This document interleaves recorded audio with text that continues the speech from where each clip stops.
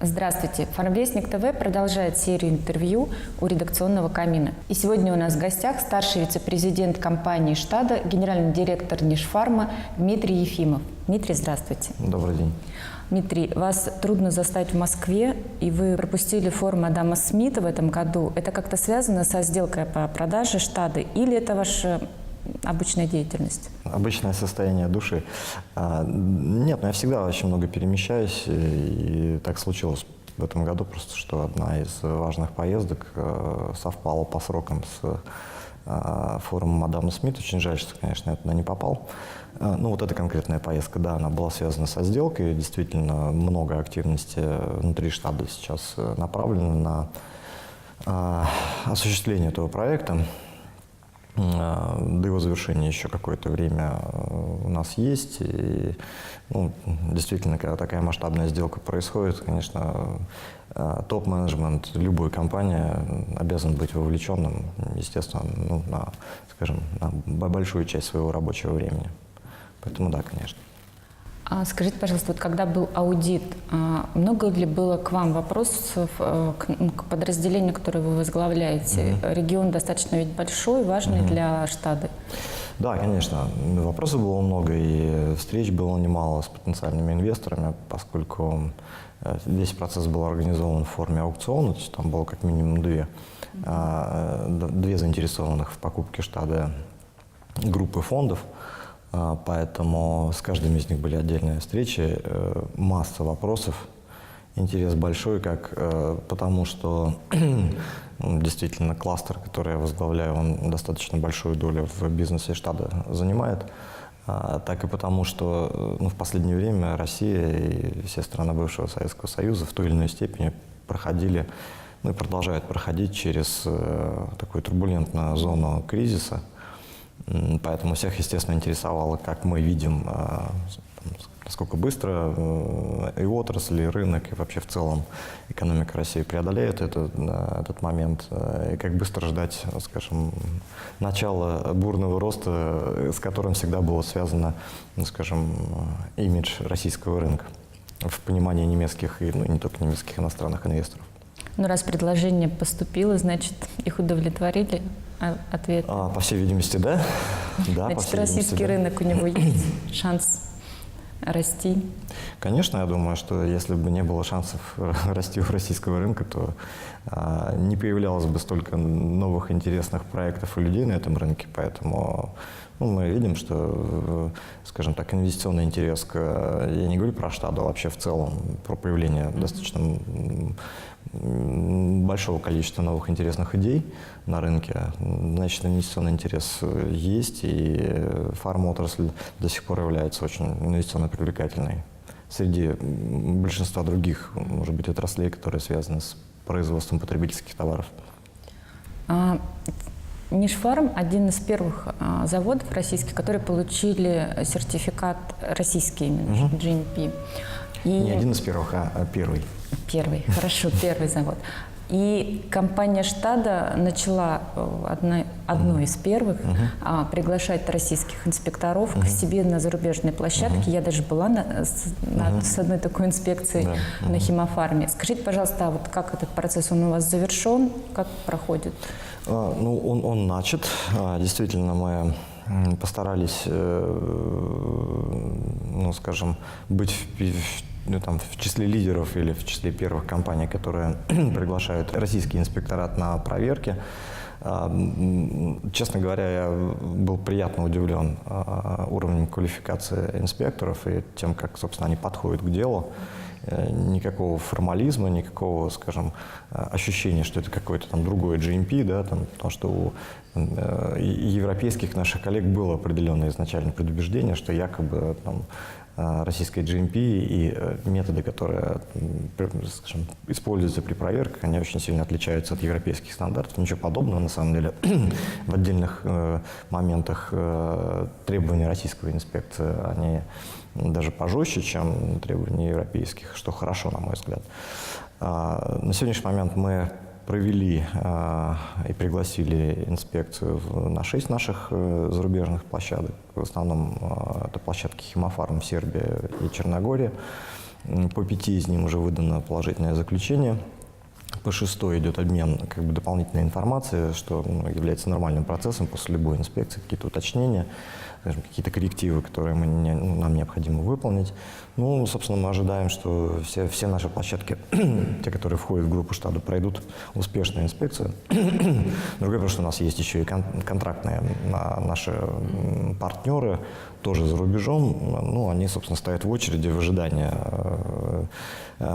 визита российского инспектората, вместе со всеми, с большой массой иностранных площадок. 5 готовы, 6 на подходе, да. 6 еще сколько их? 10, 15, сколько их всего? Я вам точное число не назову, но их больше 20. Точно. Почему не назову? Потому что некоторые еще находятся в стадии, скажем, вступления с нами в некие партнерские взаимодействия, поэтому да, более 20. В прошлом году на Адаме Смите вы говорили про барьеры, которые мешают развитию контрактного производства. А вы, компания Штада, предоставляет такие услуги, или вы сами где-то, может быть, пользуетесь российскими площадками? Мы и предоставляем такие услуги, и сами с удовольствием пользуемся такими услугами. Но приведу пример. Например, у нас нет в структуре наших производственных мощностей возможности производить инъекции. Но при этом есть препараты, которые принадлежат нам, права на которые принадлежат нам, и в отношении которых мы являемся держателями регистрационных удостоверений. Естественно, в таких случаях мы прибегаем к услугам контрактных производителей. Их несколько в России, совершенно таких адекватных и правильных компаний, которые могут предоставить или предложить очень хороший баланс между ценой и качеством. Сами же мы, особенно наша площадка Нишфарм, да, она является одной, наверное, из крупнейших производственных площадок, которая может производить мягкие лекарственные формы, мази, суппозитория. Поэтому и к нам часто обращаются с такой же просьбой. Другой вопрос, что на сегодняшний момент наши мощности загружены достаточно на большой процент, и у нас нет просто такой физической возможности, скажем, раскрыть ворота, да, и, скажем, большую часть мощности именно посвятить контрактному производству, но в перспективе мы видим в этом бизнесе очень интересный такой экономический смысл и будем его развивать. Благо, если вы говорите о барьерах, да, насколько нам известно, тот именно регуляторный барьер, который существовал, он до сих пор существует, который запрещает, по сути, на одном предприятии производить 2 разных препарата, по сути, да, там с одинаковым составом, да, с одинаковым МНН. Торговое наименование. Да. Видимо, этот барьер в ближайшем будущем будет снят, насколько мне известно. Правки в соответствующий закон прошли уже межведомственное согласование, и, наверное, в осеннюю сессию мы очень ждем этого момента. Эти правки будут официально приняты и одобрены в Государственной Думе. Это будет очень здорово, на мой взгляд. Это позволит многим компаниям, особенно тем, которые недостаточно загружены с точки зрения именно использования мощностей, вздохнуть немножко скажем, более полной грудью и начать продавать эту услугу полноценно уже. Аналитики утверждают, что аптечный бизнес держится очень хорошо за счет парафармацевтики. Аналитики АМС почитали, если бы они не продавали аптеки парафармацевтику, 20% бы просто ушло с рынка. Но это для розницы. А какую роль этот сектор играет для производителей? У вас довольно-таки хороший портфель таких препаратов. Если отнести к фармацевтике биологически активные добавки, изделия медицинского назначения, какие-то формы косметики, да, с таким медицинским уклоном, да, конечно, мы этим активно занимаемся. Но в целом в наших продажах эта продукция составляет долю около 17-18%, немало, в принципе, на нашем объеме. Да, в целом, конечно, это большое подспорье и для аптек, и для производителей. Дело в том, что как минимум половина нашего ассортимента относится к списку жизненно важных лекарственных препаратов. И по понятным причинам, да, в силу ограниченности цен, и достаточно активно растущих издержек, в том числе и связанных со слабым рублем. И, конечно, рентабельность компании, она страдает от вот в этой части ассортимента. Естественно, мы как производитель и аптеки, также которые не связаны никакими обязательствами по наценке, по парафармацевтике, ну, конечно, ищут способы, как рентабельность или удержать, да, или там как минимум постараться ее падение сделать не столь болезненным. Это один из выходов, конечно. Ну, на самом деле, парафармацевтикой аптеки или аптечные сети активно занимаются во всем мире. Достаточно зайти там, в любой супермаркет Boots там, или, я имею в виду, в Великобритании. Там, ну, да. Я думаю, что там 50 на 50 примерно ассортимент, и по выручке, я думаю, а по прибыли, скорее всего, в парафармацевтике она может приносить и больше, чем лекарства. А раз уж зашла речь об аптеках, сейчас очень такая, ну не то чтобы модная тема, а очень такая мощная, я бы сказала, тема маркетинговых договоров с аптеками производителей. Это вот канал вот продаж, продвижения, это в последнее время или там 10 лет назад его не было? Как вы его оцениваете? Его перспективы? Ну, канал продаж через сети, ну, как бы тут с аптеками, как правило, есть две формы, точнее, взаимодействия. Это небольшая доля прямых контрактов, я имею в виду контрактов на поставку. То есть, когда мы непосредственно отгружаем аптечную сеть, и в случае, если сеть имеет какой-то свой распределительный центр. Таких в нашей практике немного, мы все-таки предпочитаем работать с крупными дистрибьюторами в силу того, что у нас просто нет, мы никогда не развивали вот этот логистический ресурс, который там требует развоза там, в разные регионы. Вот, мы доверяем нашим дистрибьюторам и знаем, что они сделают это лучше гораздо, чем мы. Что касается маркетинговых договоров, то, конечно, да, это история последних 3 лет. Вслед за продуктовой розницей, обычные, я имею в виду, которые прошли этот путь достаточно давно, и там, в общем-то, по большому счету, фарм-розница старается копировать эти подходы. Это нормально, в принципе, нормальная практика, и да, мы активно ей, конечно же, пытаемся использовать. Ну, вы же как-то отслеживаете эффективность таких Стараемся. На самом деле, к сожалению, в России не так, опять же таки, да, к сожалению, на сегодняшний момент, качественен тот ресурс информационный, который мог бы позволить, скажем, на еженедельной основе получать данные о там, третичных продажах, имею в виду из аптек, с достаточной долей, там, с достаточной репрезентативностью и надежностью этих данных. Ну, это старая беда, очень большая страна, очень, повторюсь, разрозненная, до недавнего времени ритейл.